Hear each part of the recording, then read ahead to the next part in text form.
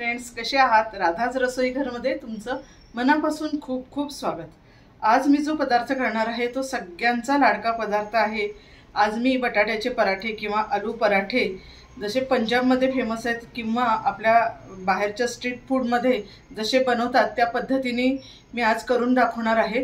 प्रत्येकाची करण्याची पद्धत थोडीफार प्रमाणात कमी वेगळी असते, तर आजची पद्धत कशी मी कशा पद्धतीने पराठा केलेला आहे, अतिशय सुंदर टेस्टी असा पदार्थ लागतो। नक्की ही रेसिपी शेवटपर्यंत पहा। पहिला सुरुवात करूया। सुरुवातीला मी कणिक घेतलेली आहे 1 बाउल आणि थोडासा मैदा टाकायचा आहे त्यामध्ये, म्हणजे आपल्याला जो पराठा करणार आहे तो छानपैकी पसरला जातो। अगदी 2 चमचे होईल इतपत आपण मैदा टाकूया आणि त्यानंतर चवीपुरतं मीठ घालायचं आहे आणि तेल घालायचं आहे। बरेच ठिकाणी मी पाहिलं की 1 चमचा तेल वगैरे टाका, तर नाही, जरा बऱ्यापैकी तेल लागतं तरच वरचं कव्हर खुसखुशीत होतं। आपण 3 ते 4 चमचे तेल घातलेलं आहे। आता हे छानपैकी आपण आता मळून घ्यायचंय आणि हे मळत असताना ही कणिक जरा सैलसरच ठेवायची, घट्ट नाही मळायची, नाहीतर तुम्हाला पराठा लाटताना त्रास होऊ शकतो किंवा पराठा फुटू शकतो आणि बरेचदा सारण बाहेर येतं। मग त्यामुळे आपण जशी पुरणपोळीला जशी कणिक भिजवतो त्या पद्धतीची सैलसर अशी आपण कणिक भिजवायची। घेतच पाणी टाकायचं आहे, कारण प्रत्येक कणकेच्या क्वालिटीनुसार पाणी कमी जास्त लागू शकतं, त्यामुळे परफेक्टच एकच वाटी माप असं वगैरे कणिक मळताना नसतं। आता कणिक मळून झालेली आहे। थोडंसं तेल लावून आपण 10 ते 15 मिनिटांसाठी त्याला भिजत ठेवायची। ही कणिक छान मळली गेली आहे, पहा, हे पहा, अशी व्यवस्थित असली पाहिजे, घट्ट नको आहे आपल्याला। आता मी ठेवून देते 10 मिनिटांसाठी। हे मी बटाटे 4 बटाटे घेतलेले आहेत, अर्धा किलो बटाटे असतील। ते उकडताना जेव्हा काळजी अशी घ्यायची की बटाटे उकडताना खूप पाणी नाही टाकायचं, कारण नाहीतर ते बटाटे एकदम असं पांचट होतील किंवा असे इतके ओलसर होतील की आपल्याला पराठे लाटता येणार नाहीत। त्यामुळे कमी पाण्यामध्ये बटाटे छान उकडून घ्या, 4 ते 5 शिट्ट्या करून घ्या आणि त्यानंतर आपण हे साल काढून घ्यायचे। आता मी बाकीच्या बटाट्यांचे पण साल काढून घेते। झाल्यानंतर आता आपण हे बटाटे किसून घ्यायचे, मोठ्या तुमची जी किसणी असेल त्यांनी, कारण एक स्मॅश केले तर एकसारखे होत नाहीत, जाडसर राहतात मध्ये कुठेतरी, तर तुम्ही किसून घेतलं तर एकसारखा बटाटा आपल्याला मिळतो। आपण पराठ्यासाठी लागणारी पेस्ट करून घेऊया।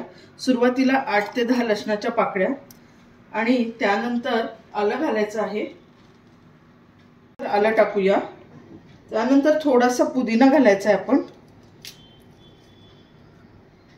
कोथिंबीर,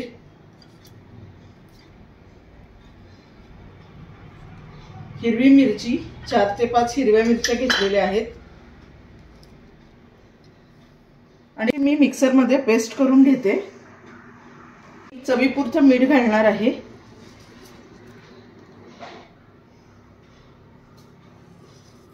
आता एक मी पॅन तापत ठेवलेला आहे, एखादा चमचा होईल इतपत तेल घालायचंय आणि त्यामध्ये आपल्याला थोडीशी धनेजिरे पूड, 1 ते 1.5 चमचा, आणि आपण जे पेस्ट केली होती मिक्सर मधून ती टाकायची आहे। ती परतून घ्यायची थोडीशी।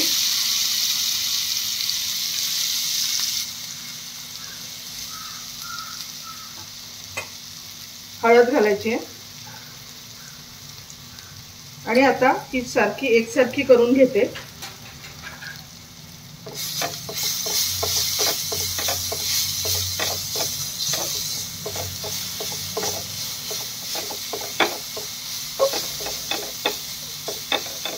गॅस बंद करून घेते आणि गार झाल्यानंतरच ही बटाट्यामध्ये मिक्स करायची आहे। हा केलेला मसाला गार झालेला आहे, आता मी मिक्स करून घेते।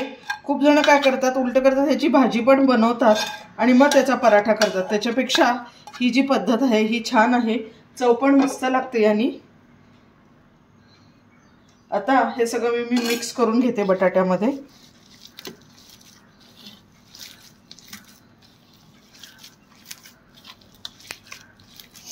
आणि मिक्स करत असतानाच त्यामध्ये आता मी आमचूर पावडर आणि चाट मसाला पावडर पण टाकणार आहे।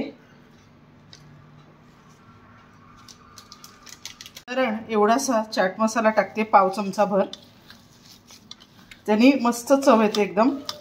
आणि सगळ्यात शेवटी एकतर तुम्ही आमचूर पावडर टाका किंवा लिंबू पिळा। त्याला मी लिंबू पिळते, थोडंसंच लिंबू पिळा, नाहीतर परत हे सारण जे आहे हे परत सैलसर होईल आणि आपल्याला पराठा लाटता येणार नाही। आता आपलं सगळी तयारी, पूर्वतयारी झालेली आहे। आता आपण पराठे करायला घेऊया। सुरुवातीला आपण तेलाचा हात घ्यायचा आहे आणि कणिक घ्यायचे।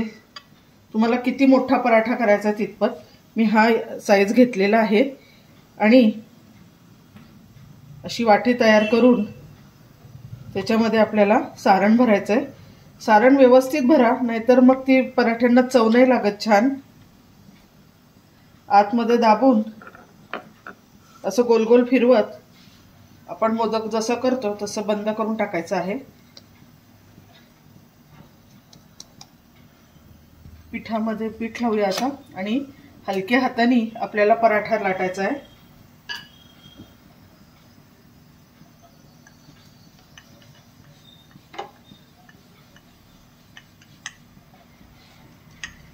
जोर नाही द्यायचा, नाहीतर पराठा फुटू शकतो।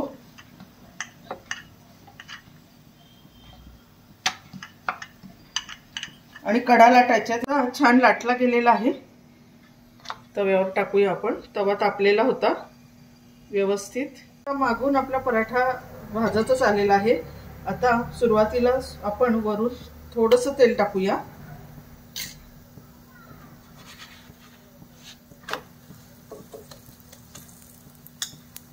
या बाजूने सुद्धा आपण थोडंसं तेल लावून घ्यायचंय। दोन्ही बाजूनी व्यवस्थित आपला पराठा शेकला गेला पाहिजे। हे पण रंग पण छान आलेला आहे। पराठा तयार झालेला आहे। मी खाली डिश मध्ये काढून घेते। हे पहा, पराठा आपला तयार आहे। मी खाली काढून घेते। किती छान झालेत पहा, मस्त झालेत। तुम्ही पण करून पहा। आणि आलू पराठा अजून काय पाहिजे, लोणचं घ्या मस्त मिरचीचं आणि एन्जॉय करा गरमागरम आलू पराठा। या पद्धतीने करून पहा, तुम्हाला नक्की आवडेल। आवडली ना, करायला अगदी सोपी आहे आणि खूप खूप चवदार लागते ही रेसिपी। गरमागरम तुम्ही जर हे पराठे करून सर्व केले तर घरातले मंडळी एकदम एकदम खुश होतील तुमच्यावर।